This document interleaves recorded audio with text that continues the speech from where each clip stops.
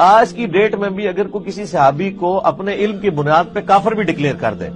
وہ یہ سمجھے کہ میرے نزدیک وہ کافر تھا، تو اس سے یہ نہیں ہوگا کہ ہم اس کی تکفیر کریں۔ انجینئر مرزا، تمہارے شر پر اللہ کی لعنت، اور جو عقائد و نظریات تمہارے ہیں اور جو تمہارے عقائد و نظریات کو درست مانتا ہے اس کے شر پر بھی اللہ کی لعنت۔ یہ لعن میں تم پر خود نہیں کر رہا، بلکہ رسول اللہ صلی اللہ علیہ وسلم کے فرمان پر عمل کر رہا ہوں کہ میرے نبی کریم صلی اللہ علیہ وآلہ وسلم نے انہی احادیث مبارکہ کی کتابوں میں بیان فرمایا ہے۔ محدثین نے لکھا ہے کہ حضور نے بیان کر دیا، اذا رأیتم الذین یسبون اصحابی فقولوا لعنت اللہ علی شرکم، جب تم دیکھو کہ کوئی میرے کسی صحابی کو گالی دے رہا ہے تو تم کہو کہ تیرے شر پر اللہ کی لعنت ہو۔ تو میں رسول اللہ کے فرمان پر عمل کر رہا ہوں کہ انجینئر مرزا تمہارے شر پر، تم پر اللہ کی لعنت ہو کہ تم معاذ اللہ حضور کے صحابی کے لیے یہ بات کہہ رہے ہو کہ کوئی اگر اپنے علم کے بنیاد پر کسی صحابی کو کافر بھی کہہ دے گا تو کہنے والے کو کافر نہیں کہا جائے گا۔ تو اول تو میں تم سے سوال کرتا ہوں، آخر کون سا ایسا صحابی ہے کہ جو آج تمہارے نزدیک معاذ اللہ ایسا تمہارے پاس علم آ گیا کہ تم بڑے استدلال کرنے لگے کہ اس صحابی کو کافر ثابت کرنے پہ تل گئے؟ جو صحابی حضور کے زمانے میں صحابی تھا، صدیق اکبر کے زمانے میں صحابی تھے، عمر فاروق کے زمانے میں صحابی تھے، عثمان و علی رضی اللہ عنہم اجمعین کے زمانے میں صحابی تھے،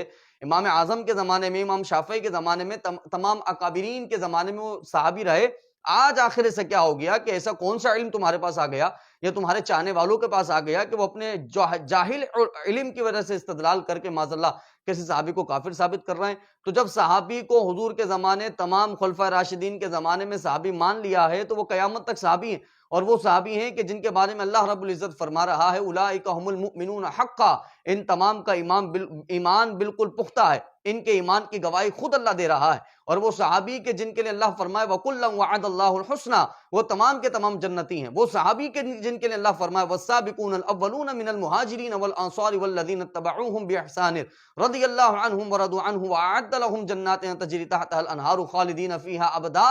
ذَلِكَ الْفَوْزُ الْعَظِيمُ۔ وہ تمام کے تمام صحابہ خدا کی قسم قیامت تک صحابی رہیں گے۔ تمہیں کوئی سب علم تم حاصل کر لو، اگر تم انہیں کافر کہو گے تو تم خود کافر ہو۔ یہ بات میں نہیں کہہ رہا، یہ بات بخاری کے اندر موجود ہے کہ بخاری میں یہ جملہ موجود ہے کہ اگر کوئی شخص، یہ تمہارے سامنے عبارت موجود ہے، اگر کوئی شخص کوئی اپنے بھائی کو کافر کہے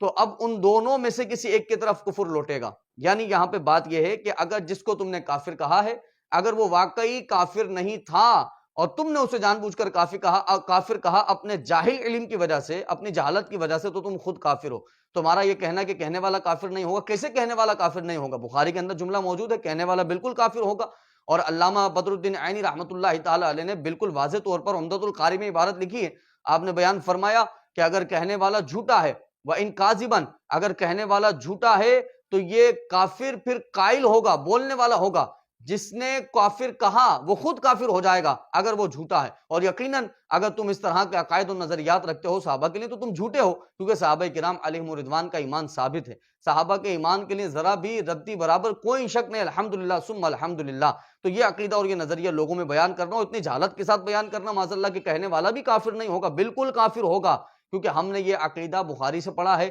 ہم نے بخاری کے جو شارح ہیں ان سے یہ عقیدہ پڑھا ہے کہ اگر کوئی شخص مسلمان تھا اور سامنے والے نے اسے کافر کہا اور حقیقتاً میں وہ کافر نہیں تھا تو کہنے والا خود کافر ہو جائے گا۔ تو انجینئر مرزا، یہ کون سا صحابہ کرام علیہم رضوان کا بغض تمہارے اندر پیدا ہو گیا ہے کہ معاذ اللہ جس حد تک تم پہنچ گئے کہ صحابہ کرام علیہم رضوان کا دفاع کرنے کے بجائے صحابہ کرام کے لیے تم جو ہے لوگوں کو راستے دکھا رہے ہو کہ لوگ آسانی کے ساتھ ان پر طعن کریں، آسانی کے ساتھ ان کی شان میں اور گستاخیاں کرتے رہیں۔ تو میں الحمدللہ ثم الحمدللہ رسول اللہ کی حدیث مبارکہ پر عمل کرنے والا ہوں کہ حضور نے فرمایا لا تسبوا اصحابی، میرے صحابہ کو گالی مت دو، اس لیے کیونکہ تم میں سے اگر کوئی احد پہاڑ کے برابر سونا خرچ کرے اور میرا صحابی ایک مجھ سونا خرچ کرے تو تمہارا اتنا سونا خرچ کرنا بھی میرے صحابی کے برابر نہیں ہو سکتا ہے۔ اللہ رب العزت تم جیسے فتنوں سے محفوظ رکھے اور ہم سب کو